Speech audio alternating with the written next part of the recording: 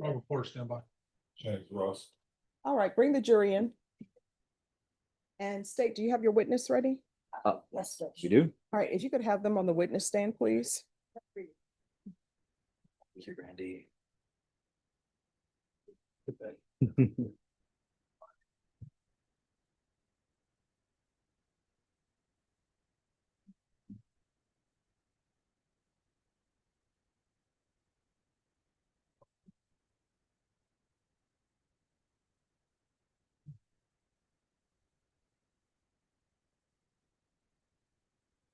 Oh,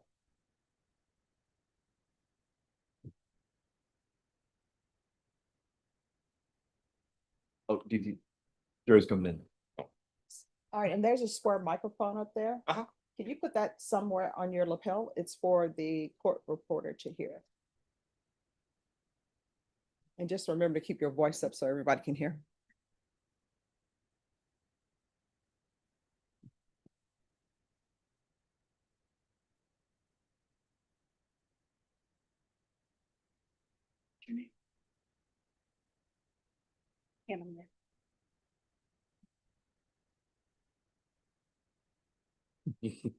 Yes, we're ready. Rise for the jury.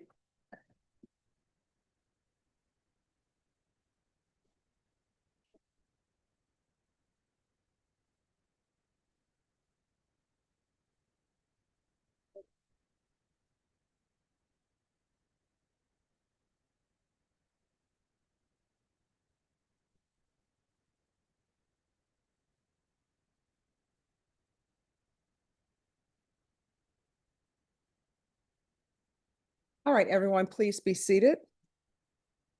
State, call your next witness. State calls Kevin Landrum. All right, could you raise your right hand for me, please? Do you solemnly swear or affirm the testimony you give will be the truth and nothing but the truth, so help you God? I do. All right, you can lower your hand, state your name for the record, please. My name is Kevin Landrum. All right, state, you may proceed. Thank you, Greg. Mr. Landrum, are you a resident of Bear County? Yes, I am. How long have you resided in Bear County?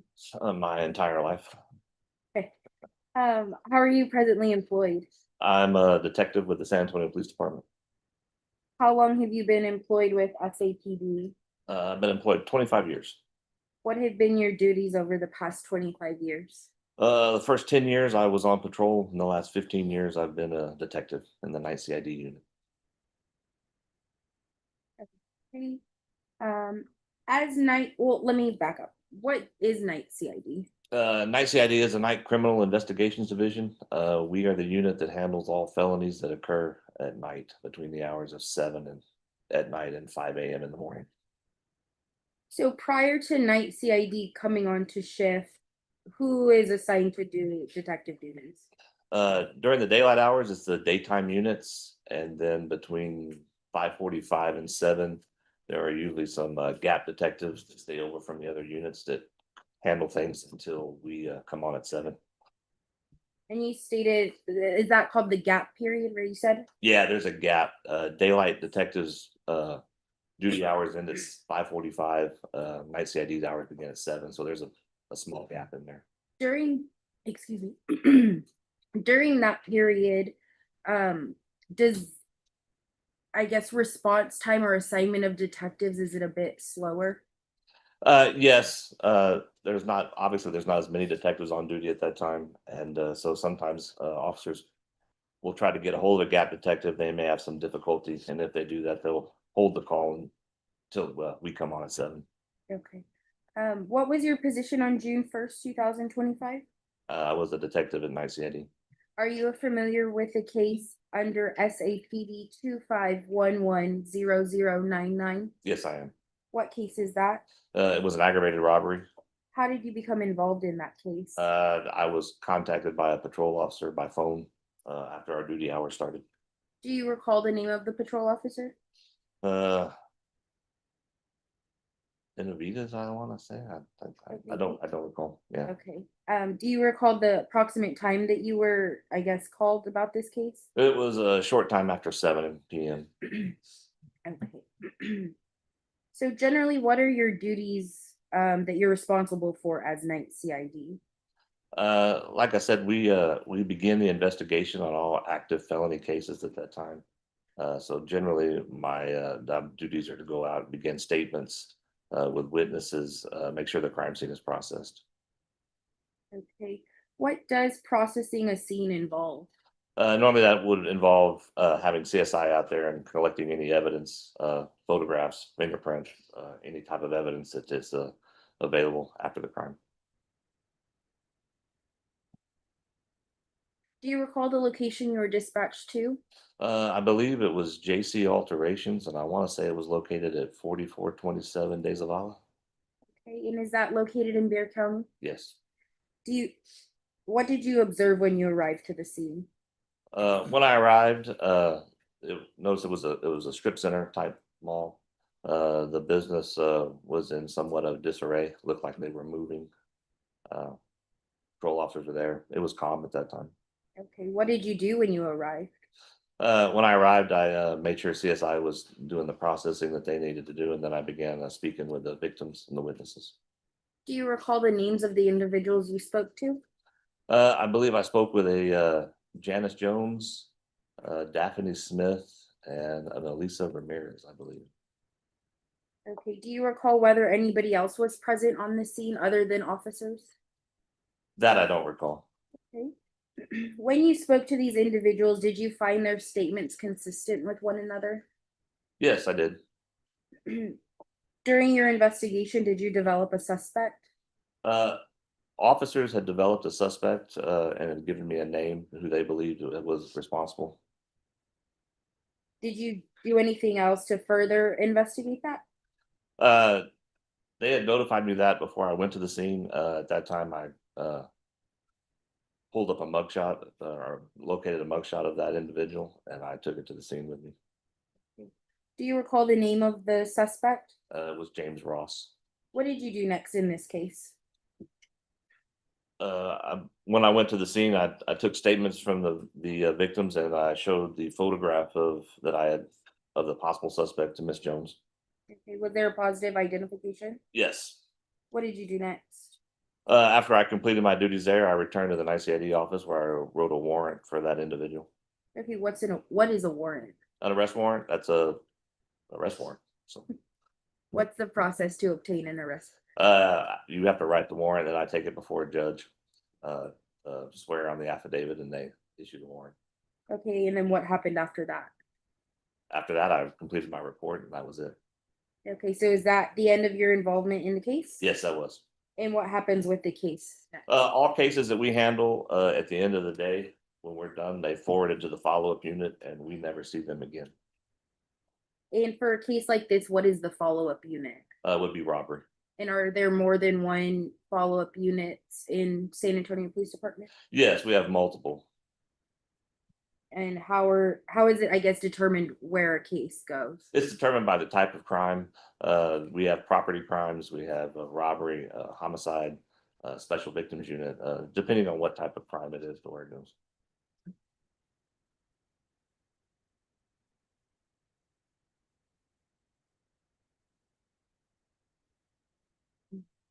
So you briefly mentioned that the scene generally is processed, correct?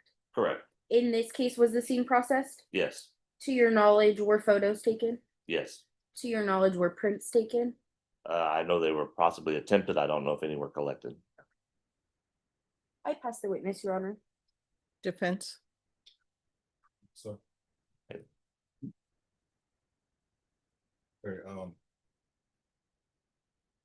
so what time does the CID unit shifts begin We begin at 7 p.m., and you end at 5 a.m. shift? Okay, so the 911 call for this alleged crime happened at 17:49. Correct. Okay, so that's like 2-3 hours before you come on the shift, correct? Approximately an hour and 10 minutes. Okay.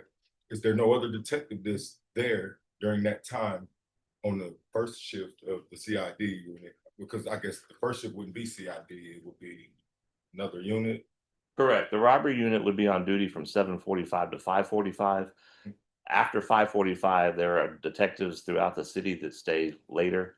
that cover the gap until we come on. I do not know who those detectives were that day. So there was no detective contacted. It was as if they waited for you to get there to the scene to pass this on up to a detective. I don't know if they were attempted to contact a detective and couldn't locate one, or if they just waited till I was there. But yeah, I was the one contacted after I came on duty. Okay, and that was by Officer Benavidez, correct? Correct. Were you made aware immediately or not of the effects of the case as is? Was there a weapon, or was there anyone injured, or was there anything stolen? Were you made aware of these facts? When the officer contacted me, he relayed the facts as he knew them and the evidence that they had gathered and what he knew. That's how I determined whether I need to make the scene or what my role in the investigation is going to be. Okay. Did you make the scene? Yes, I did. And did you contact each of the witnesses? The three witnesses that I named, yes, I contacted all three of those. Yes. Okay. Were there any more civilians there that were involved in moving things from the shop to the U-Haul? There possibly could have been. I don't recall. Interview anyone else? Other than those three, no, sir, I didn't. When you interviewed those three, did you notice any injuries on anyone? No, I did not notice any injuries. No, Did any one of them complain of injuries? not that I recall. Okay. Was there anything stolen? As far as my recollection of what it was, nothing was taken. There was only demands made. So I like the record reflected, nothing was stolen. And no one was injured. Okay. Was there an affirmative finding of a weapon? I'm sorry? Was there an affirmative finding of a weapon? There was no weapon recovered at the scene, no, sir. Did any of the witnesses inform you of the whereabouts of the suspect? None of them knew where the suspect was, no. So did any of them tell you where the suspect lived? I don't recall. I believe possibly one of them thought you possibly may have lived a certain apartment complex or a certain area, but I don't recall there being an exact location of where you live, no. So this aggravated robbery, these alleged victims said that I robbed them, or did the defendant rob them and didn't inform you of his location where he resides? They did not know your exact address.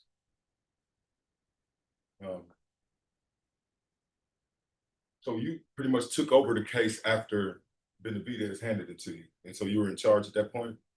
Yes, I was in charge of the case at that moment, yes. So in a case where no one is injured, nothing is stolen, no weapon is recovered, how do you determine this to be an aggravated robbery? I'm not sure I understand the question, but Okay, because the charge is aggravated robbery. yes. Okay, so you know the elements of the aggravated robbery crime. The elements are given by the victim. They're the ones that stated what occurred and how it happened, and so That's all hearsay, it's so- based on their statements. That's all hearsay. What were the facts? The facts were there was no weapon. There is no injuries, and there was nothing stolen.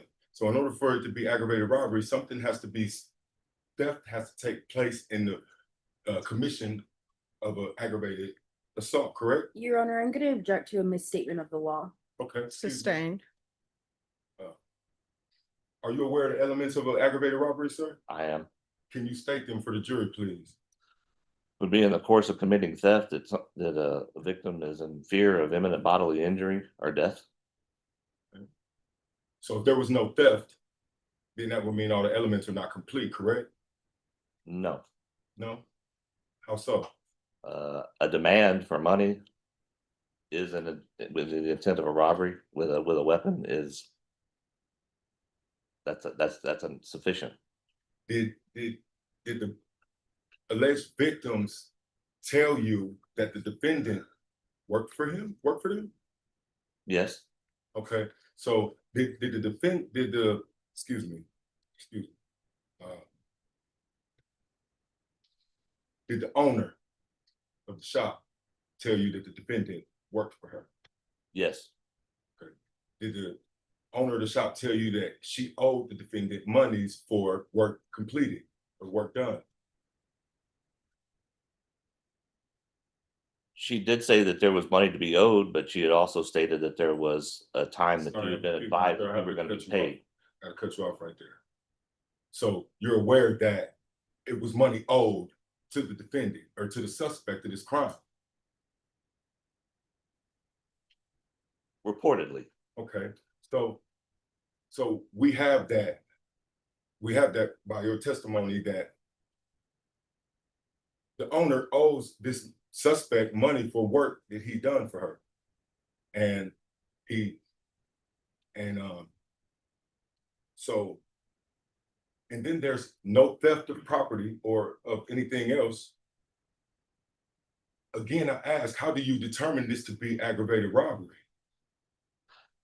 the victim stated that the defendant placed a gun to her neck and demanded money. That would make it an aggravated robbery.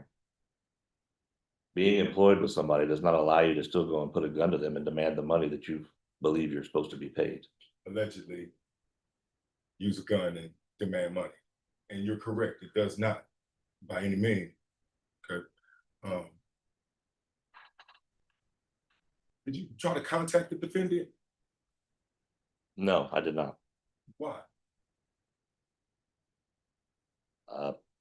The defendant fled, and I didn't try to contact him at that time. You didn't, did you attempt to recover any type of contact information from the owner of the shop as to the defendant? The offices there had gained information for you, I believe a credit card, a cash app, things that have been done, yes. And you made no attempt to try to apprehend this suspect? No, I did not at that time. Okay. All right, okay.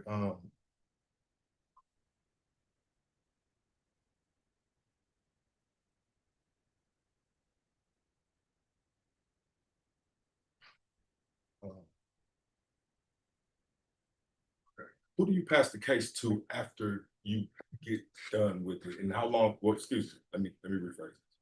How long did you have a case before you passed it on? The case was in my possession for my 10-hour shift, and then the following morning it was sent to robbery. There, a sergeant would assign it to a detective. I have no idea how long it took them to do that. Okay. I think I heard you testify earlier, and correct me if I'm wrong, please, that you printed up a single photo for the owner to view and determine that to be the suspect. Is that correct? Based on the information that the officers had given me and who they believe the suspect was, yes, I did. I printed a photo of that person. And did you show it to the shop owner? I did. And did she positively ID that picture? At that time, yes, she did. Okay, when was there was another time when she didn't? That was the only time I showed the photograph to her. So yes, at that time, she did positively identify that Okay, person. so then she positively identified that picture as being the suspect that robbed her. Yes. Okay. Where was the suspect located? Where was he at? I have no idea. So the picture of the suspect that you printed for her to view that she positively ID'd, was it the defendant? Was it you? Was it me? No, it turned out not to be you. Okay, so this woman positively ID'd somebody that wasn't the defendant as being the man that robbed her. Correct. How did you find out that he wasn't the man? I found that out today, sir. You found it out today? Yes. Okay. So, As I've told you, I haven't seen this case again since the day it left me. I don't know when they decided it was you.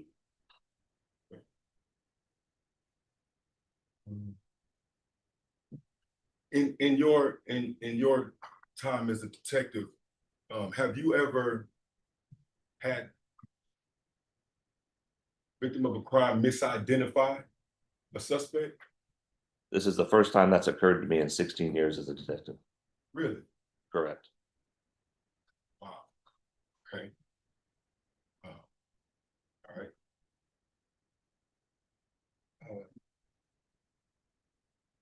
Okay. Defense rest right now, Your Honor. I would like to preserve him, if I could preserve him. Any questions? Very briefly, Judge. Detective Landrum, when you send a case to the follow-up unit, what information is sent or passed on? My reports, all information, they receive all the information that was gathered, the officer's reports, anything that was collected by CSI. All information that I've gathered and anything that I've done, they receive all of that. Okay, and I want to talk a little bit about case filing. So when you pass the case along, does that mean the case is filed? No, the follow-up unit files the case. Okay, and with filing, are you familiar with the term of an at-large case? Yes. What is that? That's usually a case where they file it at large. The district attorney at that time will attempt to take it to a grand jury and receive an indictment rather than write a warrant. And does that differ than an arrest case? Yes. What's an arrest case? An arrest case is when the person is arrested on the scene at the moment of the crime. And what kind of case was this case? This would have been an at-large case. Okay. No further questions, Judge. I have one more. So in your 16 years, how many did you say you were a detective? I'm sorry. I've been a detective for 16 years, 15 years, going on 16 years. Okay. So you've never seen, as you testified to earlier, a crime victim misidentify a suspect? In the years when I have shown a single photo because the person is a known suspect to the victim, I have never had one misidentify an individual. Okay, my next question is, in the event that that does happen, what's the protocol to be followed? Well, considering that I didn't know at the time that that was, and that was discovered later in the investigation, at that time, I believe he would have done another lineup, which would have probably been a 6-photo lineup to try to see if the person could do it then, because the single photo would be tainted. Right, but if this crime victim, alleged victim, positively IDs a photo, and it's not the person who allegedly committed that crime, wouldn't that not, would it not make her a credible, reliable witness It could, or victim? it could make a question about her reliability. In this instance, I think there was several other victims though, and so that there's more information. It wouldn't necessarily totally eliminate. Okay, so what's to be supposed about why this, from your knowledge, what's to be supposed when you have this situation as to a disability of the victim maybe, or a she was tired, or but for any reason that she may have misidentified or represented this photo as being the person that Objection, speculation. Sustained. Okay, let me rephrase. What would be a reason that a person who's been robbed could misidentify the alleged perpetrator? There could be many reasons. One could be stress from just having a gun placed to their neck and demanded money and thought that they were going to die at that moment. But with the threat removed and in the safety of the San Antonio Police Department,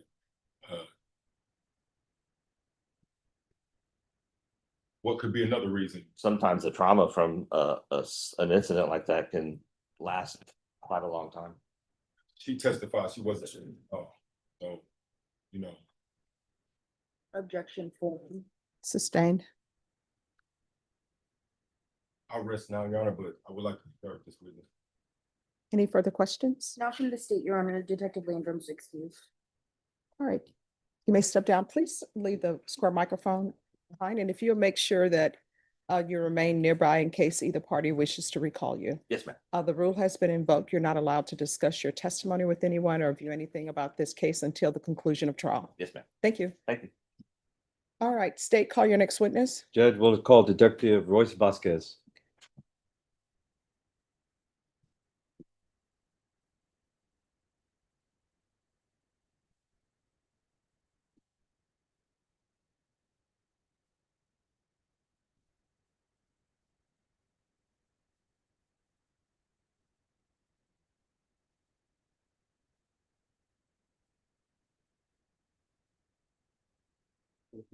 Yeah.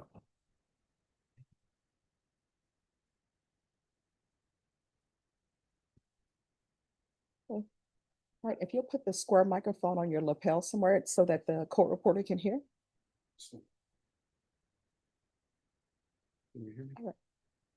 Cindy, you're able to hear? All right. Could you raise your right hand? Do you solemnly swear or affirm the testimony you give will be the truth and nothing but the truth, so help you God? All right, you can lower your hand. Just keep your voice up so everyone can hear you. If you'll state your name for the record. Royce Vasquez. All right, you may proceed. Thank you. DT, how you doing today, man? I'm sorry? How you doing today? Doing well, thank you. All right. So you stated your name for the record. What is your rank in SAPD? I'm a detective with the San Antonio Police Department. Okay. How long have you been with SAPD? 33 years. And detective, is that like the first rank or is that a promotion or? It's a second rank. It's a promotion. Excuse me. I've been a detective since 2011, and in 2020 I went to the robbery unit. Okay. How does one get promoted to detective? You study and hope. I get you, man. Okay. So what are your duties as a detective? As a robbery detective, I investigate robberies and aggravated robberies that happen to individuals and businesses. Okay. How many robberies do you think you investigated over your career? The last 3 years, I think I've averaged over 90 Okay. each year. Okay. So were you assigned to a case with report number SAPD 251-10099? Yes, sir. Okay. And let me ask you, DT, I'm sorry. Let me ask you, Detective Vasquez, is your 90 cases, is your memory of every single one of them perfect? Not at this age, no, sir. Did Not you? anymore. Okay. Did you write a report regarding this report number? Yes, sir. Okay. Would a copy of that report help refresh your memory for testimony today? Absolutely. Thank you.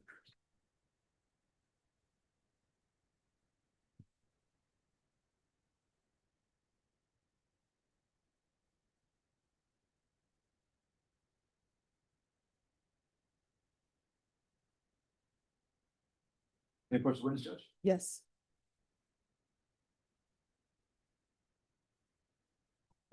Thank you.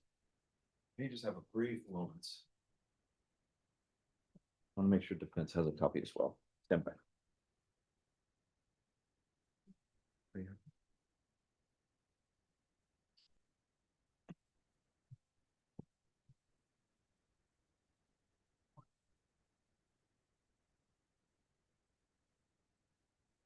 All right. Let's start at the beginning because it's a very good place to start. When were you assigned this case? I was assigned the day after it happened. And what day would that be?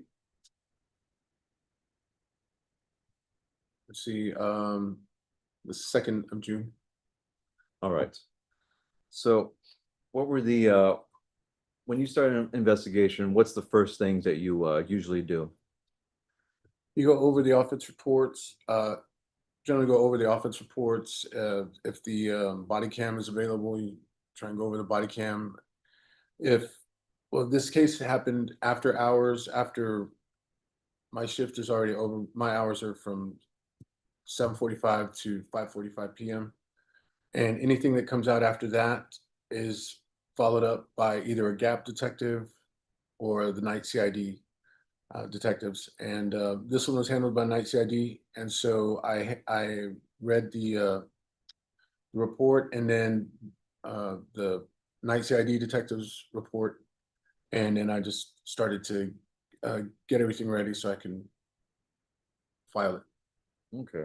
Now, I saw that there was quite a hiccup that happened while you were looking through that involving which James Ross was the right one.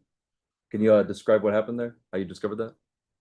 So I was reviewing the report, and night CID had walked the warrant. So when you run the individual, it shows if has an active warrant. And during that time, the day after, I ran it, and it showed that he was still actively wanted, which means he had not been arrested yet. The following day, I ran him again, and the warrant shows that it had been cleared or returned, which means that he's been charged and arrested for it. So I checked I was going through the records and the reports trying to see who arrested him, because generally they will notify the follow-up unit that they have somebody with the warrant under arrest. And nobody had notified us.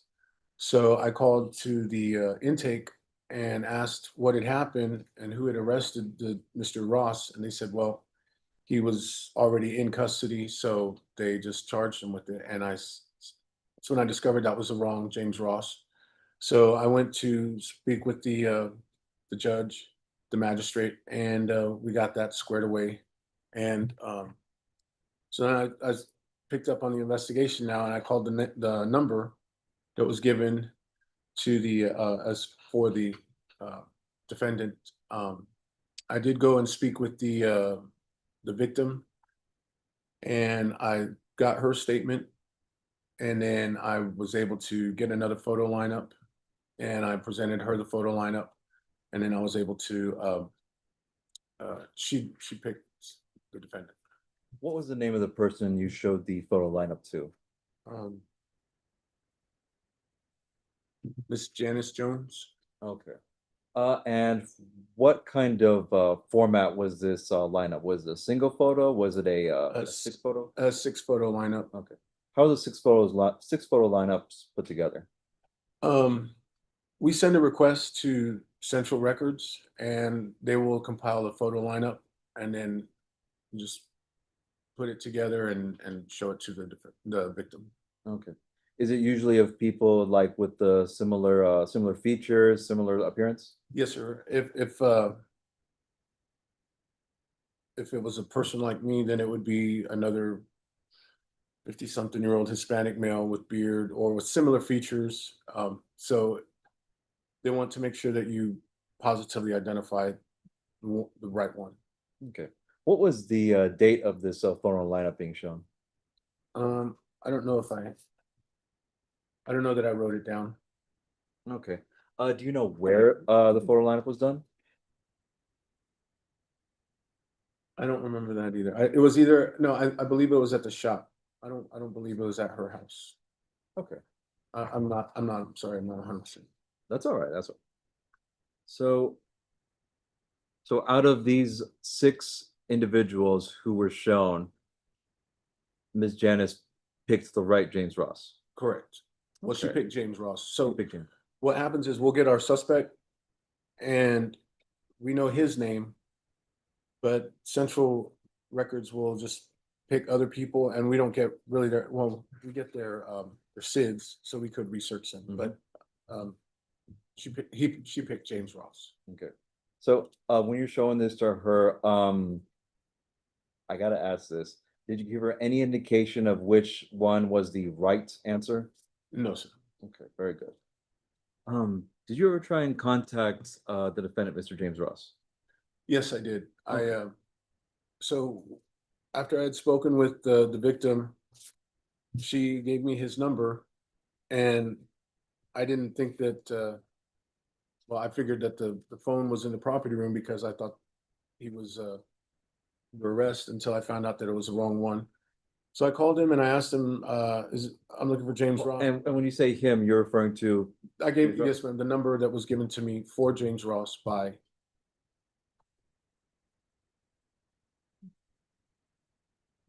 let's Miss Janice. continue.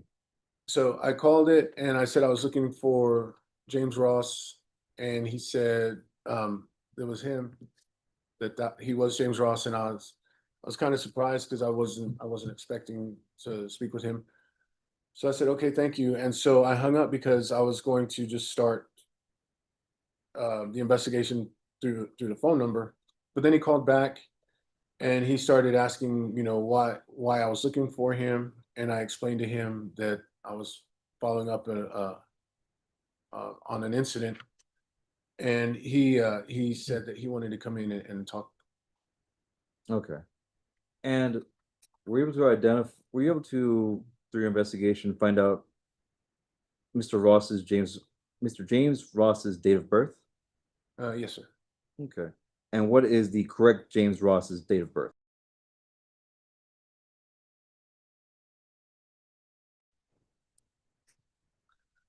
And the person that you called, did they come in to speak to you? Yes, sir, he did. Do you see that person in the courtroom today? Yes. Can you point him out for the jury? Yes, sir. He's in the black t-shirt. Okay. And for purposes of the record, can you identify him by an article of clothing? Black t-shirt, black pants. Let the record reflect that the witness identified the defendant. All right. So was Mr. Ross detained, under arrest, or anything like that at this point? No, sir. What did you tell him that he was free to leave anytime? I did, and actually, I don't think I had even shown Miss Janice the lineup yet when I spoke with him. Okay, so the photo lineup was after this meeting. Correct. Okay. Walk us through this consensual meeting that you had with Mr. Ross. Well, he came in, he got a ride with a neighbor, and he came in and sat down, and we sat down in the interview room. I read him his rights. I told him he was not under arrest. I told him he was free to leave at any time he wanted. I told him that I would not. He came in on his own free will. He would be able to leave because I had not shown a photo lineup to Miss Janice. I don't believe so. There was no warrant, so I had no authority to arrest him, and I wasn't trying to trick him. I told him come in and talk to me and tell me what he wanted to say or what happened, and then he would be free to go. Okay.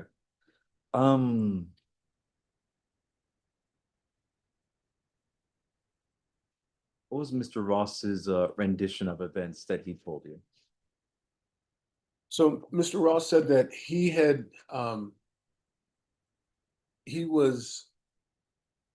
run into an old acquaintance, and he was kind of in between jobs, and so his friend or his former acquaintance told him that she was working for this elderly lady, and they were clearing out a shop, and if he was looking for some work, they were looking for some workers. So he said that he went over there and spoke with her and was pretty much hired on. And then Miss Janice said that she explained to him that she would not pay him until the job was done because she'd been burned before. And so he explained to me how he had been doing a really good job, pretty much did all the work because he was the youngest, I believe, male that was doing all the labor. There were a couple of ladies that were there and some elderly gentlemen, but they really couldn't do a whole lot. Mr. Ross being younger and fit, he was able to do pretty much literally all the heavy lifting. And so he explained that at the end of the first day, he tried to get some money for the work that he had done, and she told him no. And he told her that, hey, I need gas, baby needs Pampers, we need food. And she stuck to her guns and said, no, you're not getting anything until this is over. He told What me. is your objection? I'll recant that objection. I'm sorry, what? I'll take that objection back. I'm sorry. All right, you may continue. But he told me that he explained to her, look, I got to get stuff, I need supplies at home, I need gas money. And when I got her statement, she told me that he had told her that he needed money for drugs. I didn't, but Yeah. so anyway, so he told me that he had explained to her he needed some money. She said no. So then on the second day, after pretty much a full day of the full labor, he approached her again, asking for some money. She refused again, and he said, "I'm not coming back on Saturday." I believe, and he said, I'm not coming back." And she said, "Well, that's fine, but you're not getting paid for not being here on Saturday." And then fast forward to Sunday. I'm not sure exactly how many times he went, but he had gone to the store where they had been working, asked her again for the money. She said no. He, I believe, he said he kind of like losing it. So he walked out and he had his friend who had given him a ride over there. She went in and tried to try to be a liaison, like, "Hey, how can we get his money? And, I don't know what's going on here. How can we get his money? And we can just be out of the." And then she told her, I believe Miss Janice told her that, again, she's not paying him until the work is done. They still weren't finished clearing out the shop. Um, then he said he went in there and told her, he got upset and kind of lost his cool. And he said, "Look, I need my money." And I asked him, I said, "Did you put a gun to her head?" And he said he denied having a gun, denied pointing a gun at her. And I said, "Well, on the report, it says that you pointed a gun at her." I said, "Did you have your cell phone or something in your hand?" And he said, "I might have had my wallet in my hand." And I think he said he had like a silver, like one of those credit card um, wallets that look. Did he ever show you the silver wallet or silver credit card holder? I think he did. I can't recall, but I think he did. Okay. Let me ask you something. Okay, this is gonna sound like some silly questions, but work with me. Do you have a wallet? Yes, sir. Okay, where do you store that wallet? In my back pocket. Okay, how long have you had that wallet? Couple years. Okay, you had other wallets before it? Yes, sir. Okay. When you pull out your wallet to take it to somebody, do you pull it from the front of your waistband? No, sir. Okay. Do you take your wallet and put it up to somebody's head? No, sir. Do you take your wallet and put it up under someone's chin? No, sir. Okay, thank you.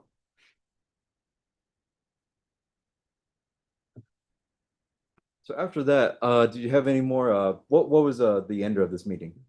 Well, from the way he explained it, and I mean, he was very um, calm, and he explained it, and it seemed very reasonable. I think if I worked, we all know how June is, right? It's hot here, and if I'd done all that work, I would want to get paid also. Did you find his story believable? Yes, sir. I did. Okay. I explained to him. I said that I would have to um, speak with the other witnesses. I told him I would have to do some more investigation to figure out what we were going to do with the case.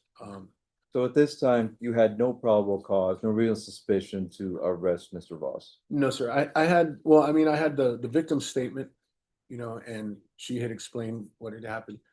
And Did you want to continue your investigation after this I meeting? absolutely, I had to try and get some corroboration on the victim's statement because, like I said, the defendant was very convincing.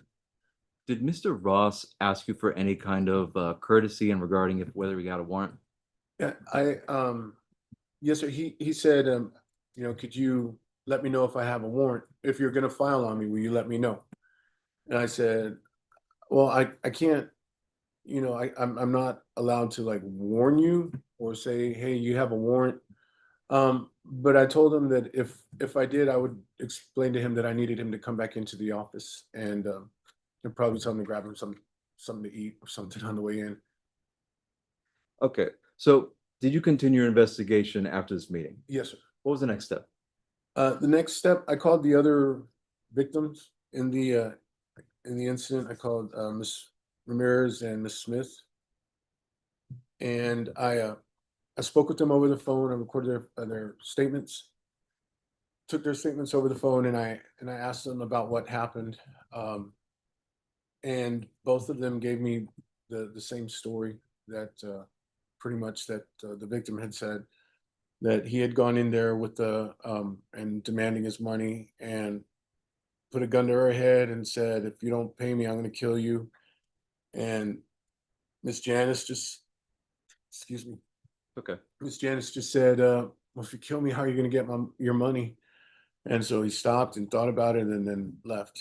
That's what Miss Janice told me, and then that's what the victims told me. The others told me as well. So all three witnesses were telling you the same story? Yes, sir. Did you find them credible? Yes, sir. I asked because I mean, I really I'm not supposed to take sides, but I really did want to just like scrub this case and scrub this case and say it was a misunderstanding.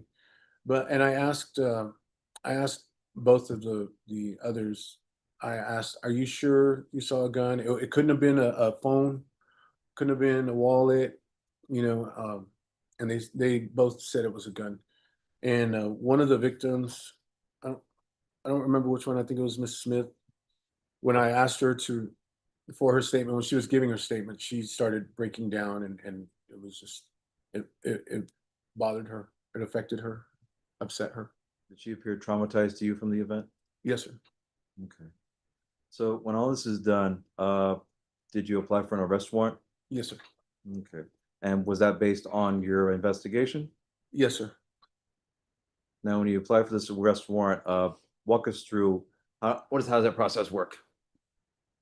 So with the arrest warrant, you fill out an affidavit that gives the victim and the suspect's information and their identifiers, and then you put on in the report basically it's a probable cause statement that says that the elements of the offense of a robbery, which were the demands for the money, and a threat of physical violence or threat of with a deadly weapon, since it was going to be an aggravated assault. So you have to have that in there, and then also, well, for the aggravated assault, which would be the pointing of a firearm at somebody, and you take that to the judge, you swear to it, and that it is true and correct to the best of your knowledge, and then the judge will sign it. And what was the judge's decision based on your arrest warrant? They approved the warrant. Okay. So when this is done, did you give James a call? Yes, sir. I told him that he'd given me his word, and I told him, well, if you're going to be a man of your word, I'll be a man of my word, and I'll if I do a warrant, then I'll call you. And so I called him, and he said, so I have a warrant, and I said, well, I need you to come in, and I probably want to pick up something to eat on the way in.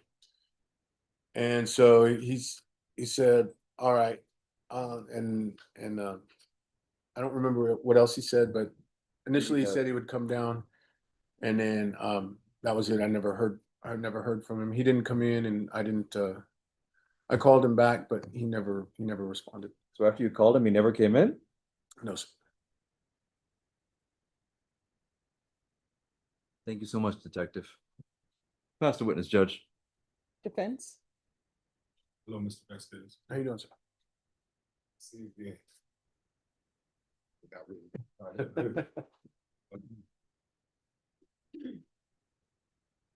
So on the day of this incident that took place at the shop, when you were handed over the case pretty much from Detective Landrum, Correct. did you go to the shop and interview the alleged victims then? No, sir. The date of the incident, that was I believe it was a Sunday, right?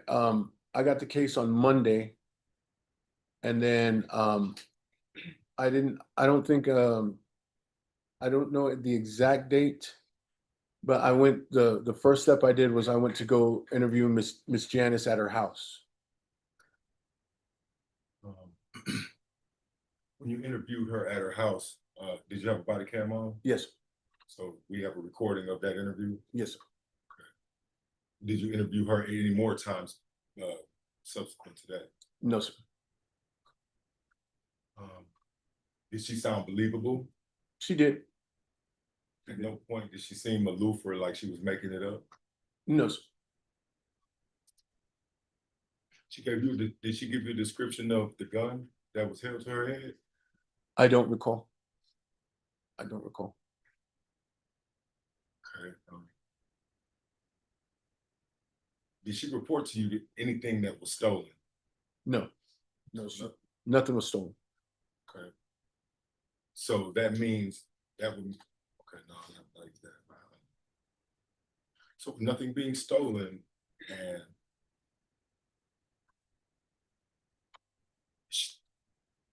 did she allege that she invited the defendant to come and pick up the monies owed, or did he just randomly pop up there asking for money? I don't remember if she said that she had invited you or the defendant, I'm sorry. But I know that whenever the defendant got there, the work had still not been finished. And so I think the defendant got there in anticipation that, hey, the job should be finished by now and I could and I can collect. And unfortunately, Miss Janice just kind of sat there and said no, and would not give the money or pay the defendant. Okay.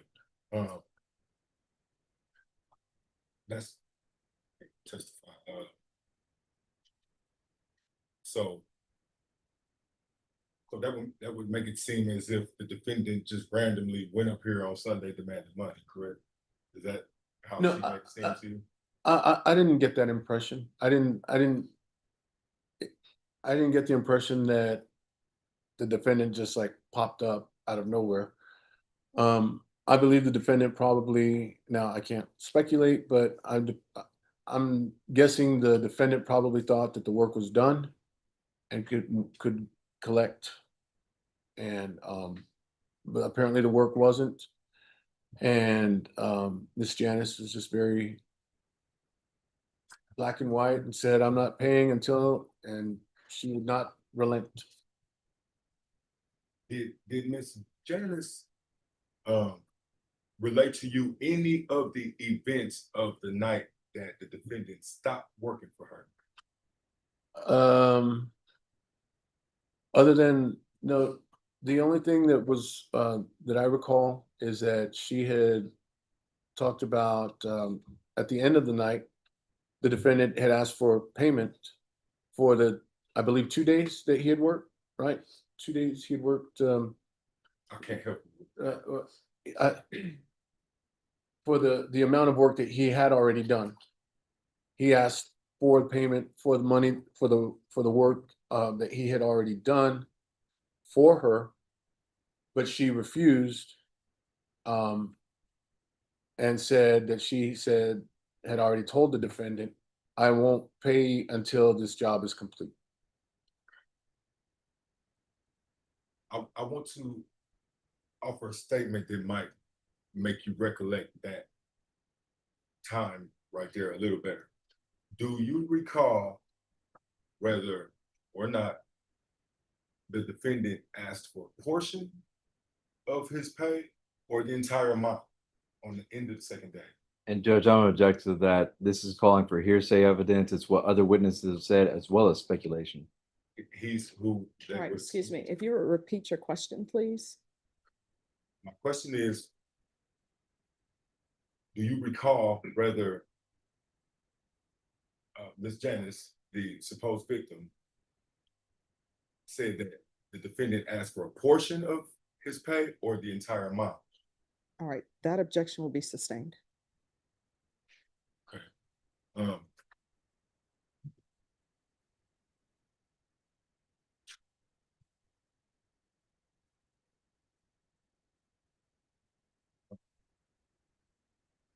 So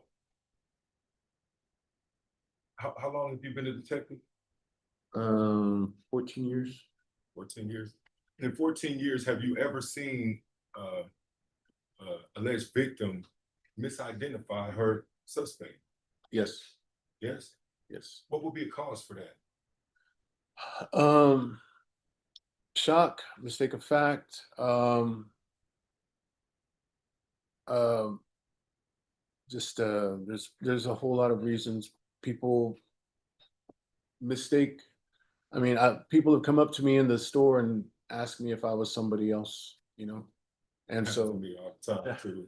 so if you're trying to identify, it's, a photo lineup is not an easy way to identify somebody. I personally prefer a better way, but So, in the event of such a misidentification, which has the ramifications of prison and, you know, how serious it is,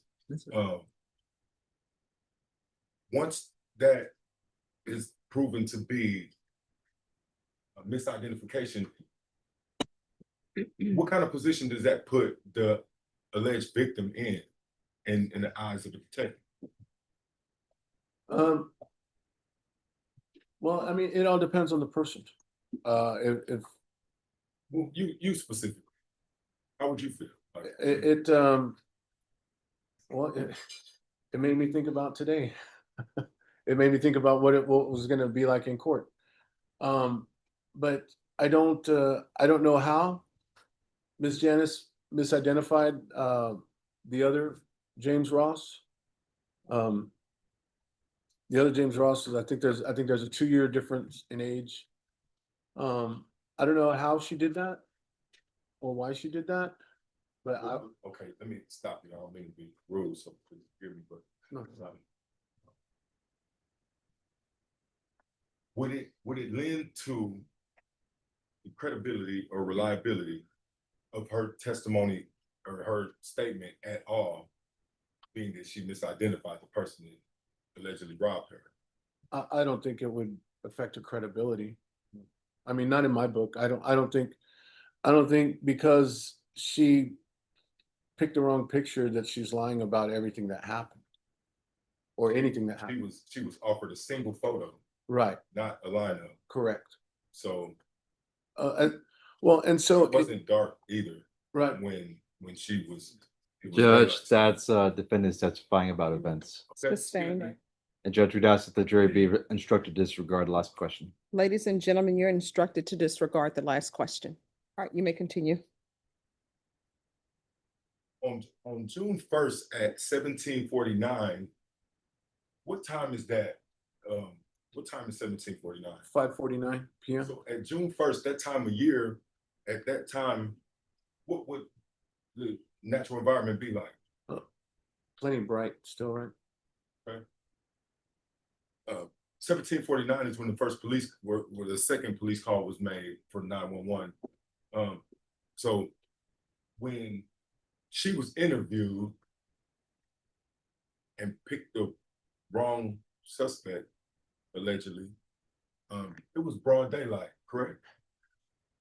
Excuse me. I don't know about that. I believe night CID comes on at 7. So it would have been an hour later, and then by the time they got out there, because that's way out I-10 and De Zavala. And by the time they get there from downtown, it could have been a minute. I'm sure it was still daylight. I don't know how bright it was. Now, when you were made aware that nothing was stolen and nobody was injured, why did you still proceed forth with? Because if I walk into a bank and demand money and they just close the windows and I walk out without money, that doesn't mean that the robbery the intent wasn't there. That's fair. But the facts that the defendant was in her employ, does that not lend to the fact that it wasn't a theft? Because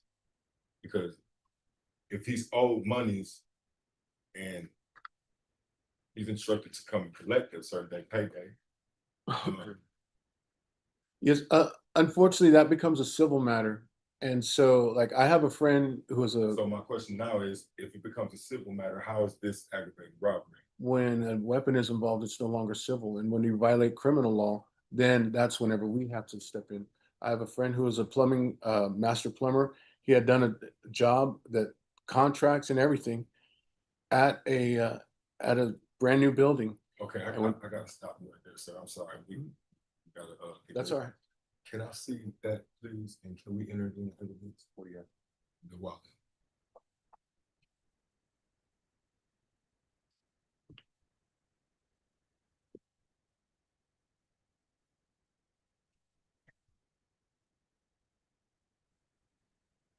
When Mr. Roth came to interview with you, how do I do?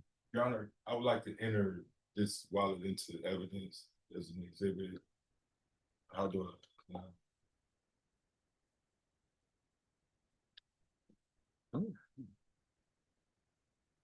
Okay. Do you remember the day when the defendant came to interview with you? Yes. Okay, when he interviewed with you, did he seem like he was, did it all make sense and he was trying to get this, behind him, or you trying to, or did it seem like he was trying to get away with something? He seemed very rational. He seemed very calm. He seemed very polite. He didn't seem he didn't act shady. He was very believable. Forthcoming? Yes. Did he have in his possession when he came to interview with you what he claims he had in his possession when he was at the shop? I think so. I think the state asked me that, and I wasn't sure. I wasn't completely sure. I thought he had shown me like a silver wallet or something, and yeah. Okay.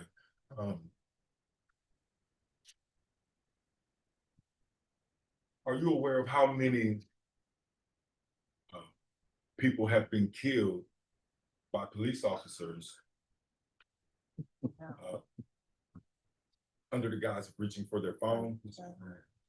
I'm not aware of how many. I don't know the number, but I do know that it happens. Happens and the officer is said to fired his weapon, killing the suspect, and he pleads that this phone was a weapon, correct? Correct. He believed it was a firearm. The phone was a firearm. The whatever object was in his hand was a firearm. Right. And that's happening all over the country Yes.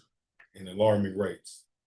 And people are dying because these officers are assuming. Judge, we're getting into the defense testifying again. Sustained. Would you remember that object if it was shown to you? Yes, I possibly. Is this, Your Honor, may I approach the witness? Yes. Judge, I would like to see the object that he's approached the witness with.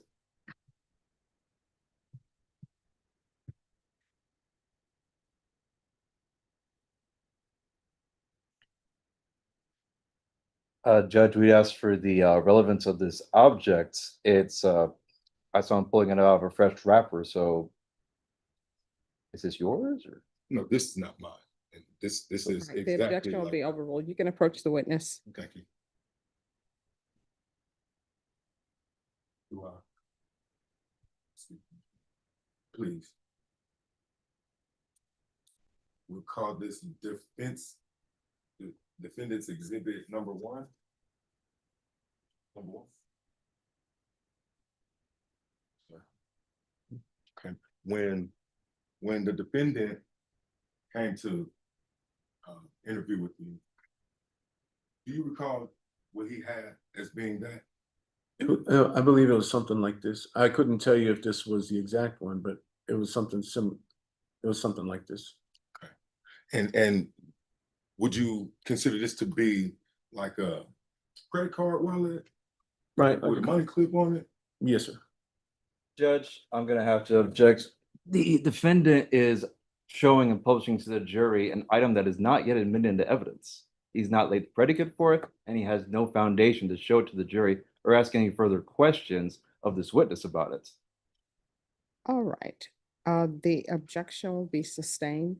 Is that being offered into evidence or is it being offered as demonstrative? It's being offered in the evidence. All right, then the objection to the state's objection then will be sustained.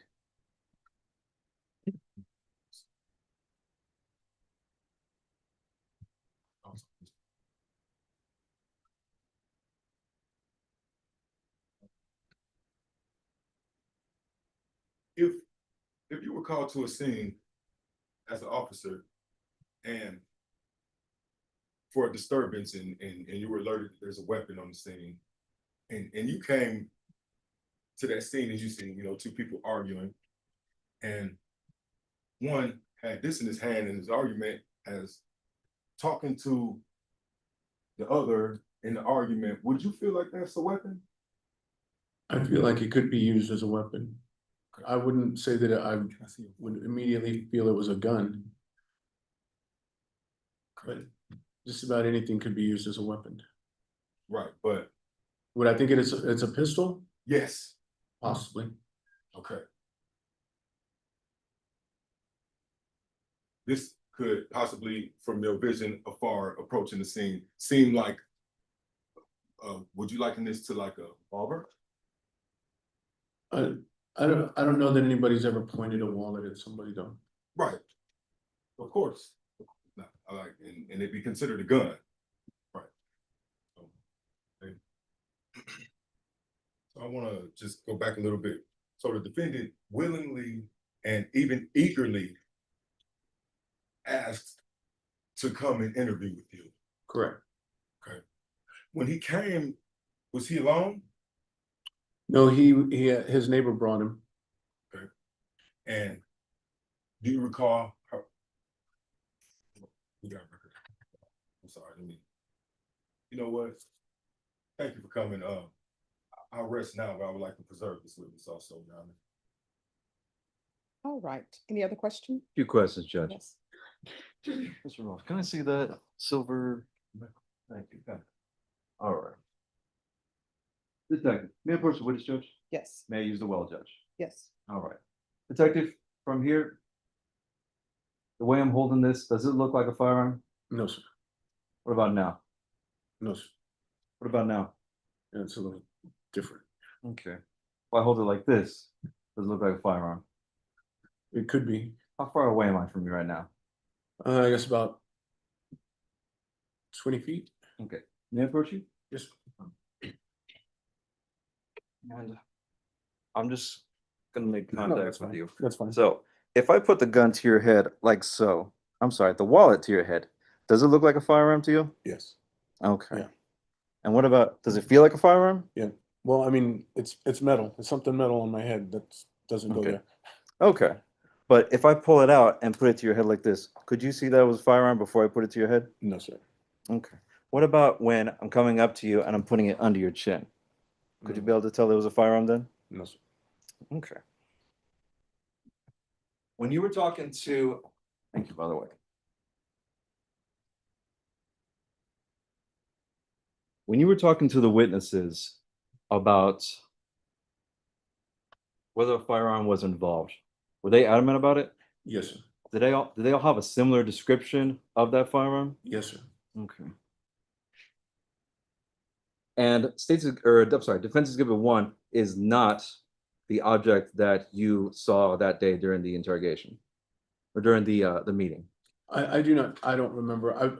I remember seeing, I believe he had like a credit card what do they call it? Credit card holder? But I don't remember like Okay. exactly. And let me ask you, regarding the misidentification, did you act on the identification of one witness or of three? 3. And they all identified the same person? Yes, sir. And they all said he acted with a firearm? Yes, sir. Thank you. We'll pass the witness, Judge. Any further questions? Not this time, Your Honor. All right. All right, thank you. The rule has been invoked. You're not allowed to discuss your testimony. with anyone or view anything about this case until the conclusion of this case. Yes, ma'am. Just make sure you remain in the hallway in case anyone wishes to recall you. All right, and if you'll leave the microphone behind. Thank you. Don't State jump call, my name down. all right, State, call your next witness. Judge, the state rests. All right, ladies and gentlemen, I am going to have you go back to the jury room and we will have you back out no later than 3:25. All right, everyone, please rise for the jurors.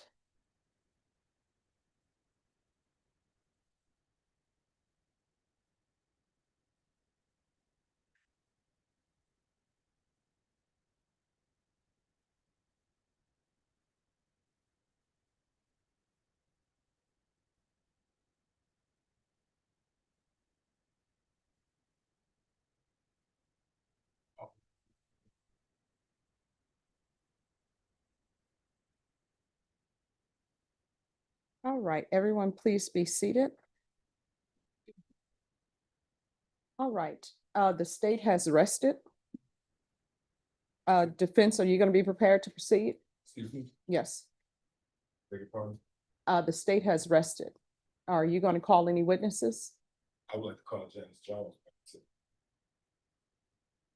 All right, so here's the thing about recalling witnesses. Did you inform the state that you wanted her here today? No. Why not? Because I was unaware that it was necessary for me to let them know when I wanted. to How call. else are they going to have a witness here if you don't let them know? And call or contact them when I.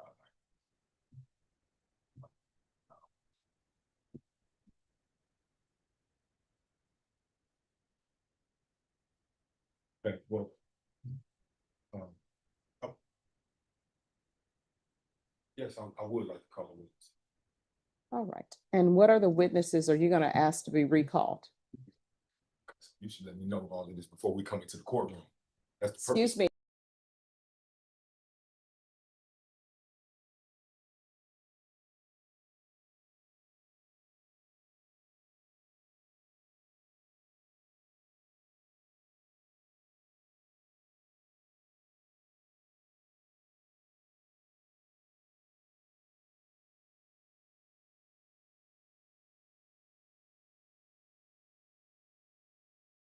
One, yesterday, I said, let the state know whatever witnesses you want called back so they can have them available.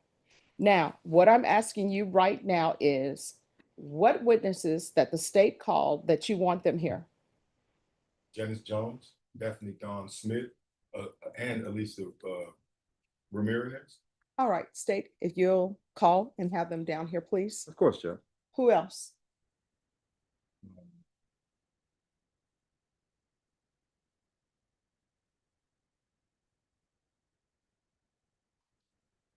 Tanya Monday also. I believe she's here. All right, Twanda Monday, is that a witness that you're planning on calling? Yes. All right, anyone else that the state has called as a witness that you want back here? No, Your Honor. All right, so those are the only witnesses that he's requesting to be back here. So if you could call them and see if they can come down today. And then, Deputy Laura, if you could have Ms. Ferguson. If you could see, I know it's not your job, but if you could see if Ms. Ferguson can have Ms. Shaw here, Attorney Shaw, to let them know that her client is going to be called. Does anyone need to take a short break? Just to contact our witnesses and get them All right. started over here. All right, we'll take a short break.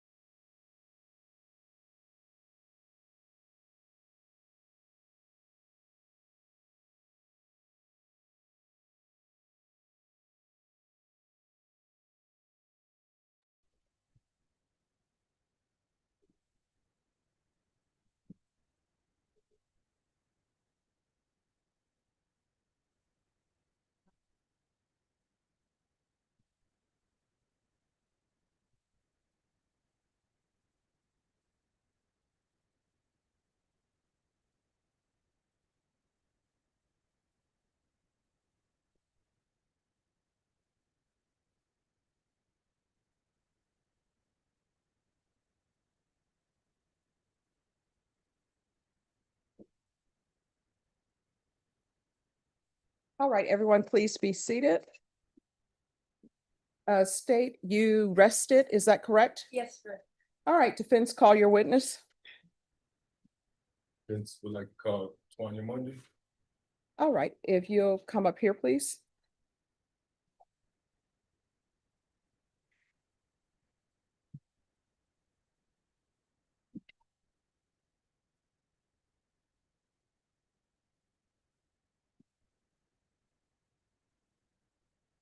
All right, there's a square microphone that's up there. If you'll put that somewhere on your, yes, and it's for the court reporter to hear. All right. Can you raise your right hand for me, please? Do you solemnly swear or affirm the testimony you give will be the truth and nothing but the truth, so help you God? All right, you can have a seat and lower your hand. Make sure you keep your voice up so that everyone can hear. Yes, ma'am. All right, ladies and gentlemen, this witness has an attorney that is representing her.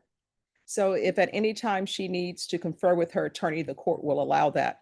All right, if you'll state your name for the record. Tanya Monday, All right, and could you spell your first and last name for the court?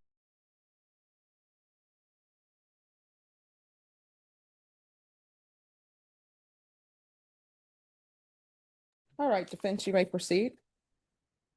Hello, Miss Monday. hello. Up right into it.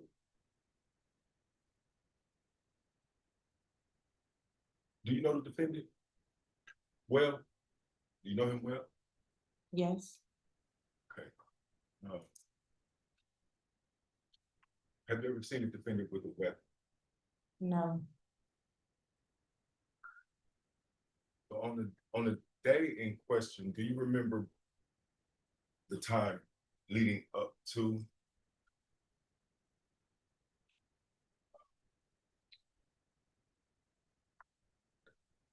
Did the defendant ask you on the day in question for a ride to collect monies? yes.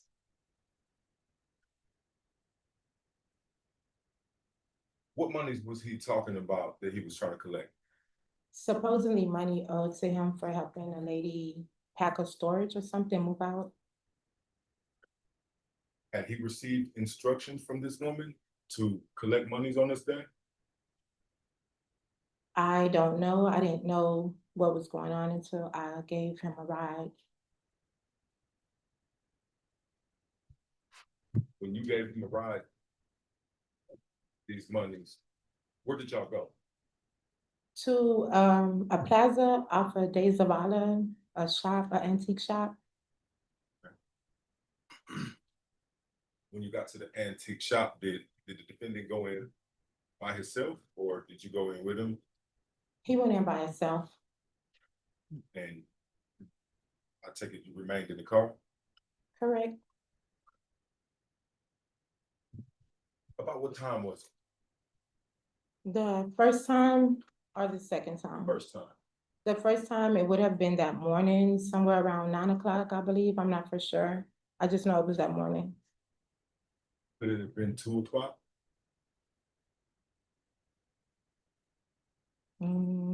I don't think so. Before 2, I don't know. I just know it was twice that day. When the defendant returned to your vehicle after leaving the shop, what was his disposition? What was his vibe? Like, what did he look like? He came back out to the car. He said that he was upset.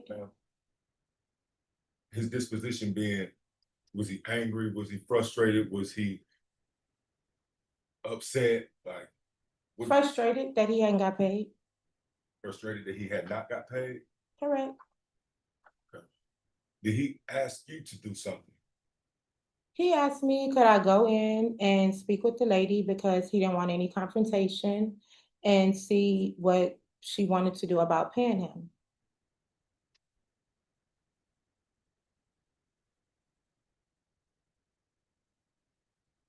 Did you?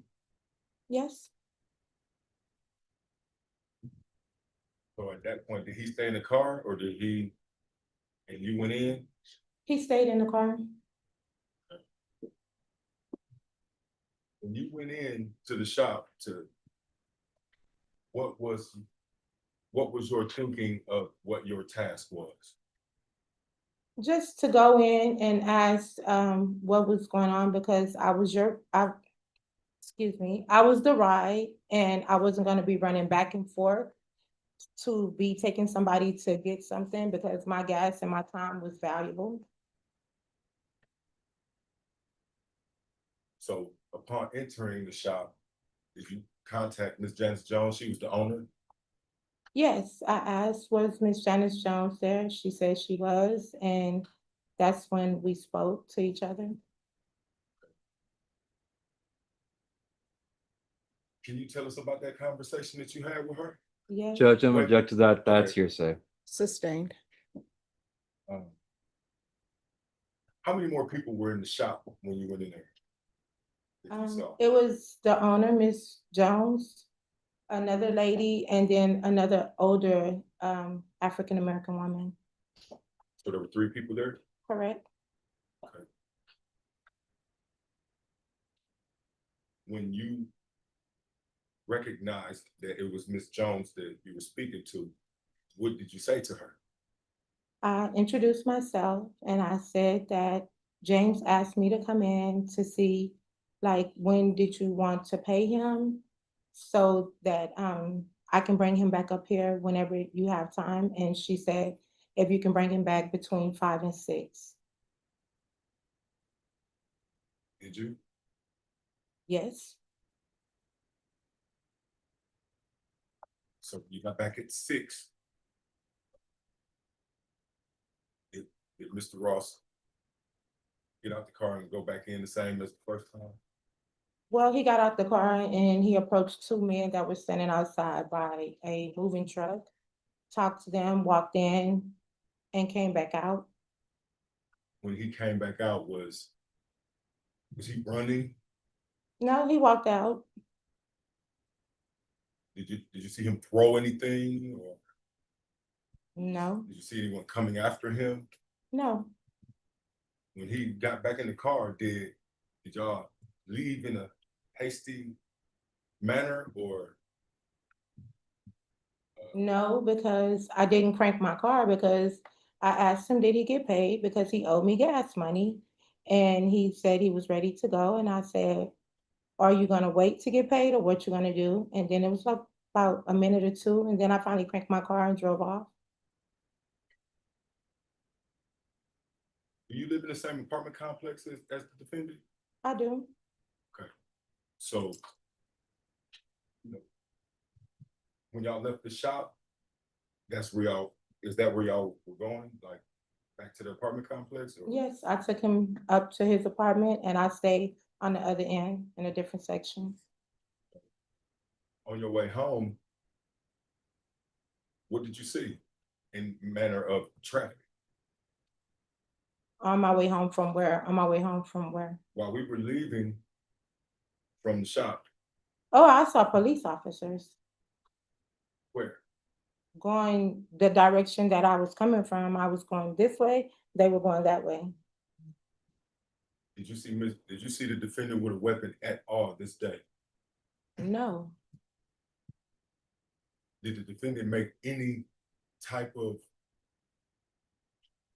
indication that he wanted to rob this woman? no.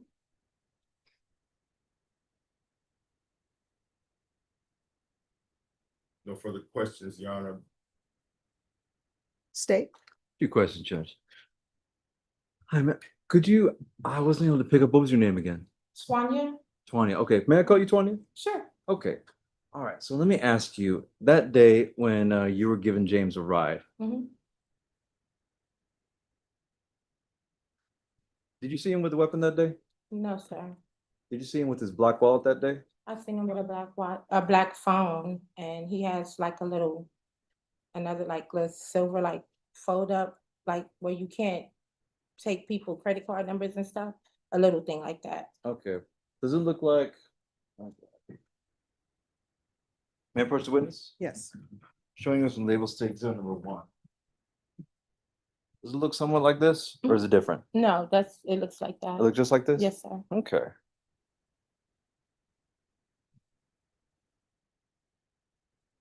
What was James's demeanor when he went inside? When he went inside the first time, I mean, he was just going to, I guess, get paid. But when he came out, he seemed frustrated. I know, like, did he seem like very, did he seem upset when he went inside? The first time, No, the second time, right around 5 o'clock. no. He just said he was like, he don't know why she hadn't paid him. Okay, so at 5 o'clock, James went inside. He was cool? Yeah, Okay. When he came out, did he seem frustrated? yeah. Was he breathing hard? Mm, not really, just like mad. Okay. Mm. How well do you know James? We've known each other, it's been about a year. Are y'all in any kind of relationship? Mm, it's it's difficult. That's all I can say. It's difficult. Okay. Would you consider James your boyfriend? Yeah, Okay, so y'all are in a relationship. yeah. I just haven't been talking to him. Okay. Mm.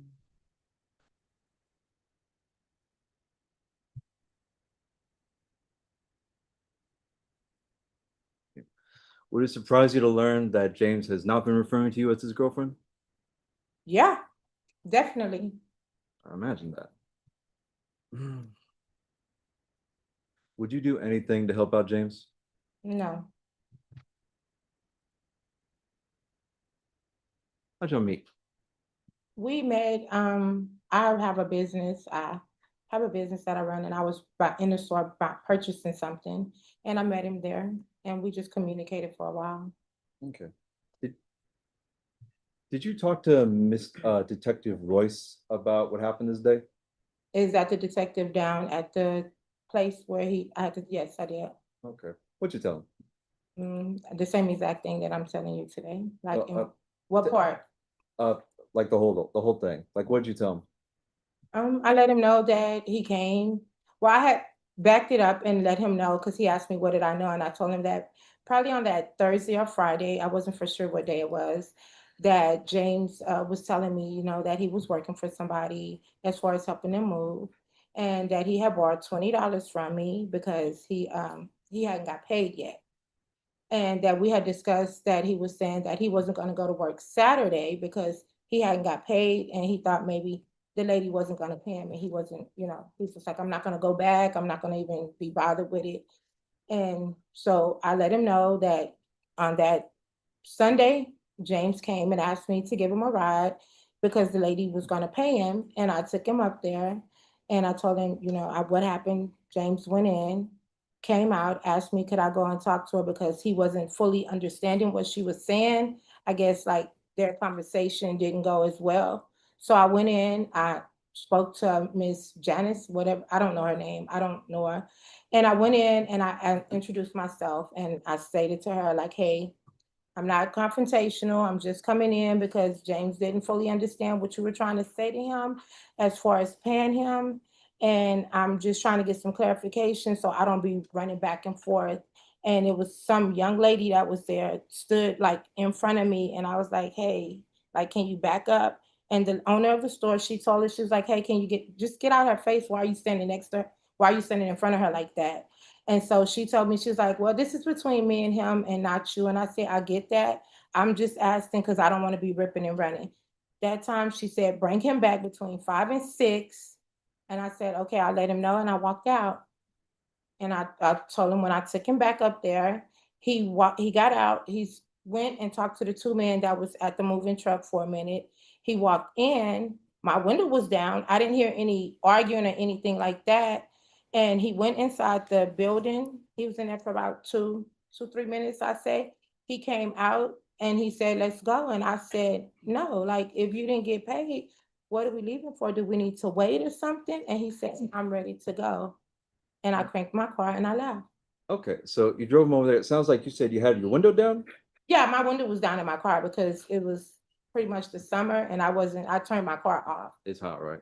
Yeah. You were parked right in front of the shop? I was parked in front of the shop. Well, Okay. not directly in front. It was a truck and then it's like a parking lot and it was the truck right there and I was parked on the side of the truck. Okay. So you had your window rolled down, right? Mhm. Okay, and you say you didn't hear anything? Okay. We have just a moment.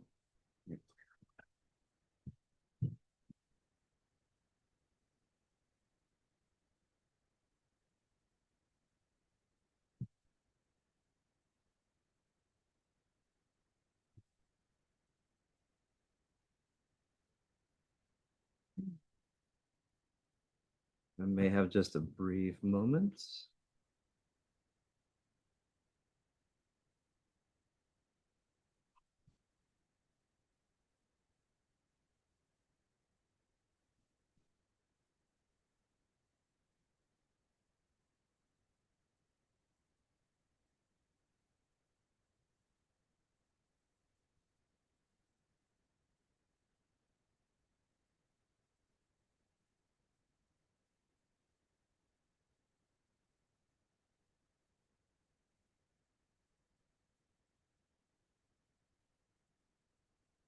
Judge, if I may just approach technology to get Yeah. it.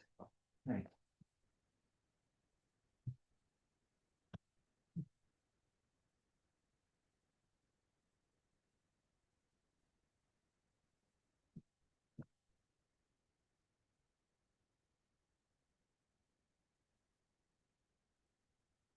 Whatever he's showing you, you may be able to see it from there or either from there.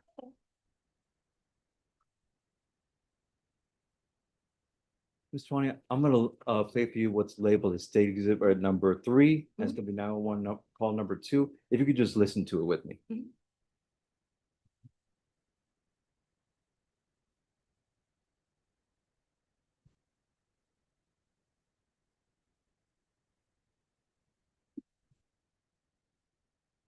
Bless. Thank you.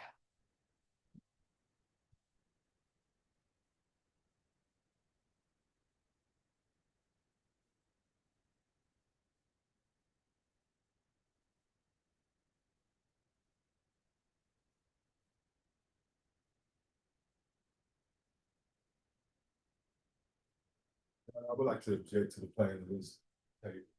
On what grounds? On grounds that it's irrelevant because she was outside and this tape was obviously played from the inside of the building, so there's no way possible that she could have heard me. All right, objection is overruled. Thank you, Judge.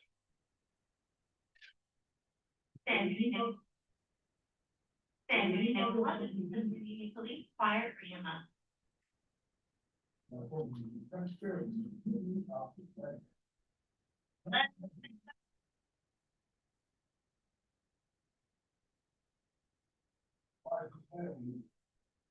Hello, anybody hear me? Did I work for her? Did I work hard for her? Yeah. Did I operate in good faith for her? Yeah. So why the fuck ain't you paying me my money? You told me gonna pay me at 2 o'clock when I got here yesterday. I'm not waiting till you get finished.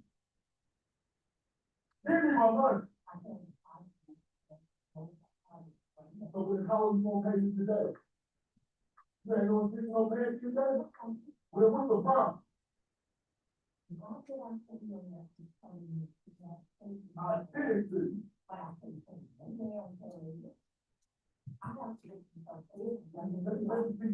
Everything you will give out my money. I'm not playing with you. You took my diligence with you. I've been dealing in time with you all the way through this process. I went hard for you. And this how you do me? Give me my fucking money. I know your story game, I know how you do it. Don't play with me, come on.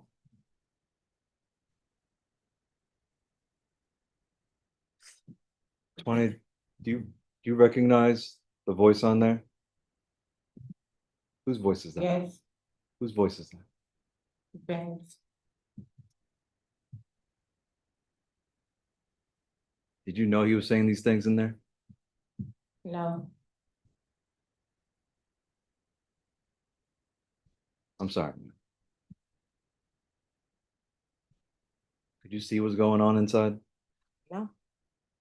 No, You had your window rolled down? yes, You couldn't hear, but you couldn't hear that? no, because if you see the parking lot where my car was parked, I wasn't directly in front of the building. The entrance of the building is here, there was a truck here, and I'm parked on the side, so no. Tony, I ain't trying to mess you up, but I think you just testified before that you were parked right in front of the shop. And I corrected myself and said, no, I was not directly in front of the shop. I was parked next to the side.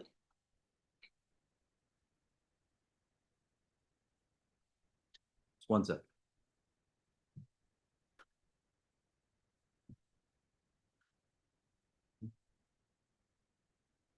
Why did you park to the side of the house or of the strip mall? Because when I pulled in, I just pulled straight up and it was a big moving truck right there and two gentlemen out there. So I just parked right there. I didn't think that I had to park anywhere else. Was that so that people couldn't see your vehicle? No, my vehicle is red. It's noticeable. Mm. And the two gentlemen outside seen it. So you didn't see or hear anything that was going on inside? No, I didn't. You didn't see James go into the shop? I seen him walk that direction. He was, like I said, he came, he was standing there talking to two gentlemen. And then he walked towards that way and he has to go up a little thing to get in. Can you describe the what James was wearing that day? No, I don't even remember. Okay. What were you wearing that day? I don't know, probably a t-shirt and some tights like I have on today. Was it I'm red? pretty casual. Was it a red shirt that you were wearing? No, Okay. So you didn't see James go inside?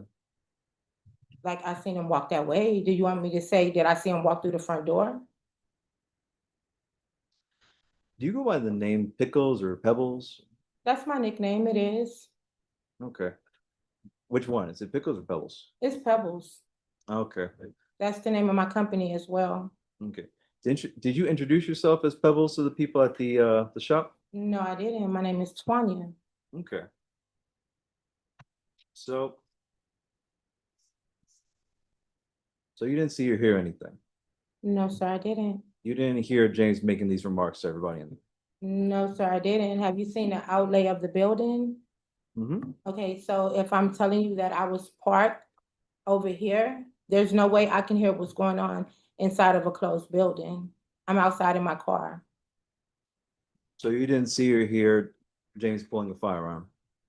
No, I didn't. You didn't see or hear James pointing that firearm at multiple people? How can I see something on the outside of a building? Well, I'm just asking if you saw this or not. And I'm constantly saying, no, sir. Okay, that's fine.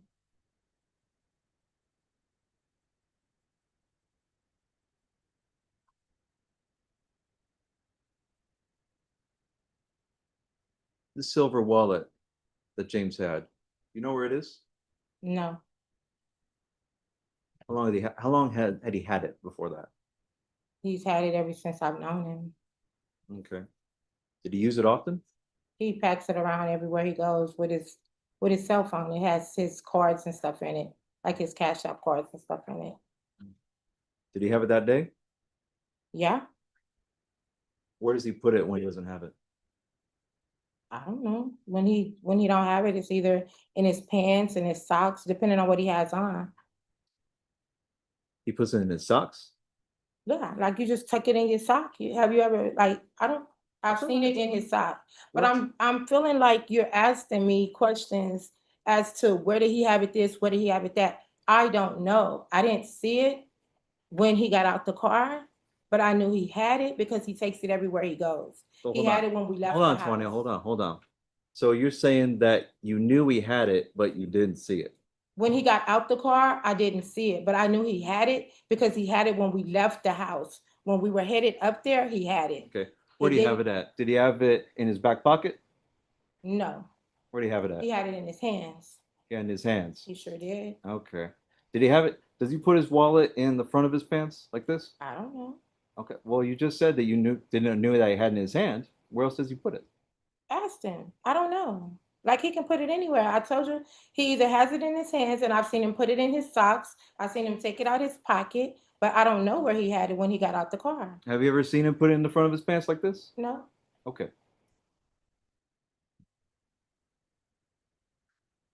Judge Professor wins. Defense, any questions? Yeah, a couple more, Your Honor. May I approach the witness, Your Honor? Yes. And I want to demonstrate something with this. I would ask what you're gonna demonstrate. Okay, you know what? I won't.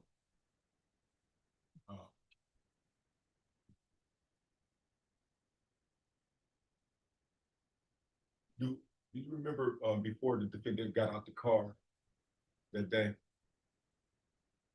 What part? The first time, second time? Like, Second time, I just, while yeah, opening the door and exiting the vehicle.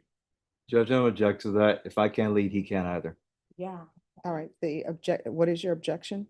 Leading, Judge. All right, that objection to leading will be sustained. Do you recall the defendant exiting the vehicle? Yes, Do you recall the defendant dropping his wallet in his phone? Judge, I'm gonna object to that. That's leading. Sustained.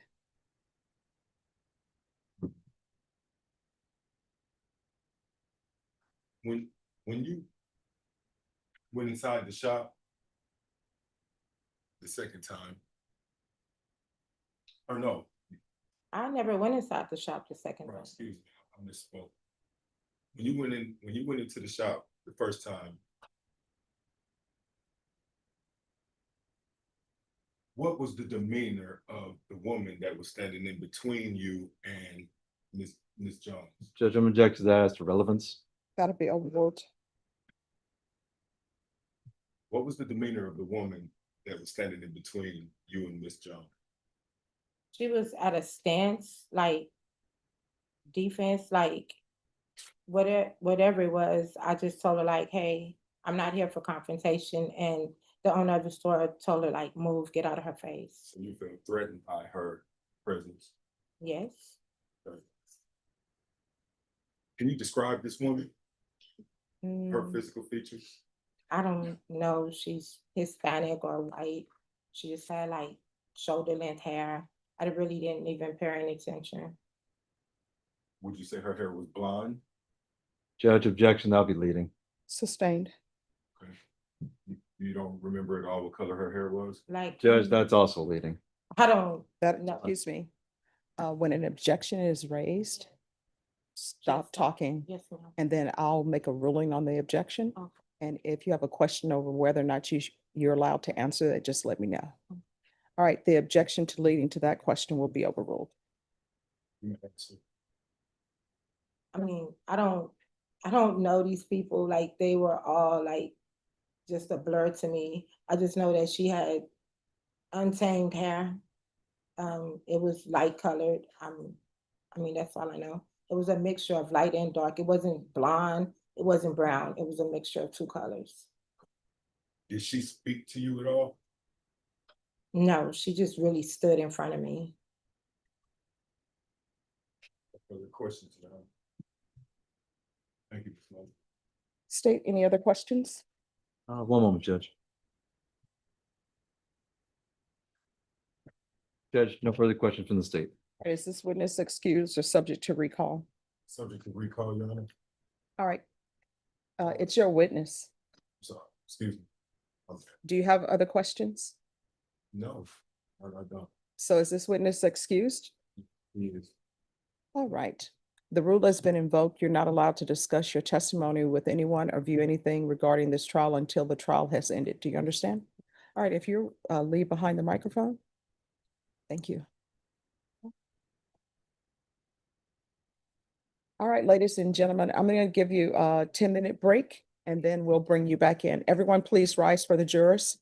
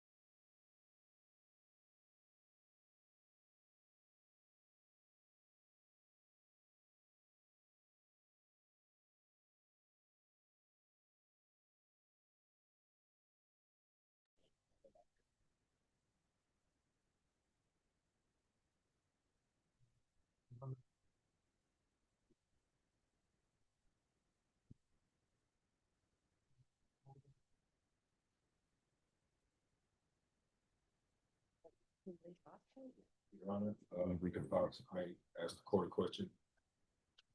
Yes, If I was to testify with being my own attorney, would I ask myself questions and answer them from the witness stand? yes, if that is how you wish to proceed. Is there any other way that I could proceed? What do you mean? I have no idea. Or maybe one of my support counsel questioning me, or Well, you're not allowed to have a hybrid defense. Either you're representing yourself or you are not. I would.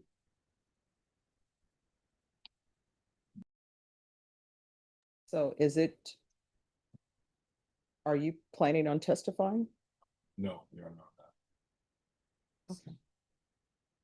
All right, let's bring the jurors in. All rise for the jury.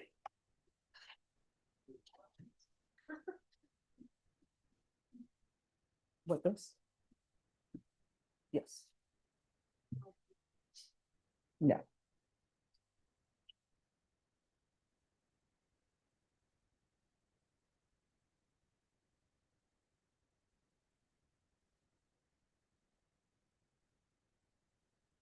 All right, everyone, please be seated.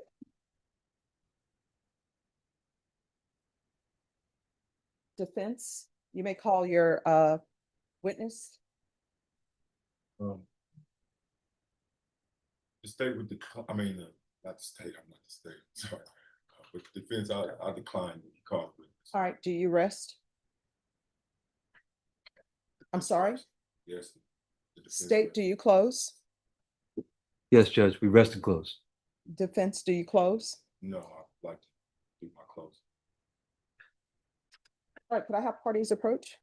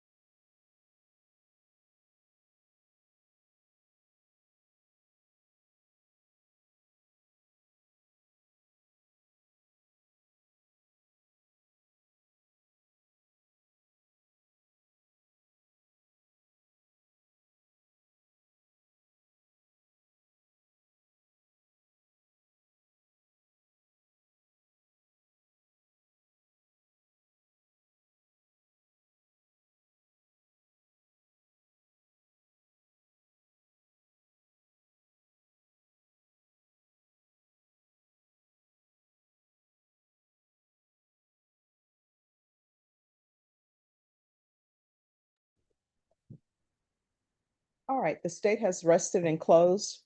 Defense, do you rest and close? Yes. All right, ladies, please be seated. Ladies and gentlemen, this is what's going to happen. I'm going to have you all here tomorrow at 9 a.m. And we're going to start with my reading of the charge of the court, which is the jury charge. And then both sides will have a chance to present their arguments to you if they so choose. With regards to parking tomorrow, there are no jurors that are usually called up. Usually the judges are made aware if jurors are called up on the Friday. So there's not going to be a group of 300 people that you have to account for in the parking garage on Friday. You've heard all of the evidence that you're going to hear in this case at this time. You are not allowed to view anything about this case. You're not allowed to read anything about this case. If you see anything about this case, just disregard it. You're not allowed to do any investigation about this case. Everything that you need to know about this case is to come from inside the courtroom and nowhere else. Do not even think about this case unless you're in the courtroom, and you are not to begin deliberation until I give you leave to do so. Does everyone understand? All right. Everyone, please rise for the jurors.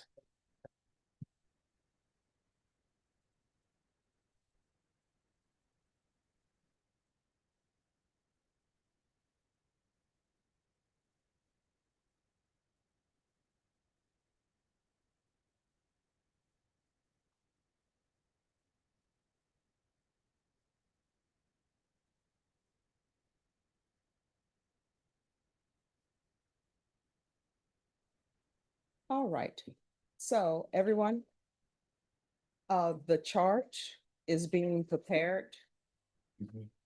The jury charge is being prepared. It's being printed out. We're gonna remain here. We're gonna look over that charge and see if there are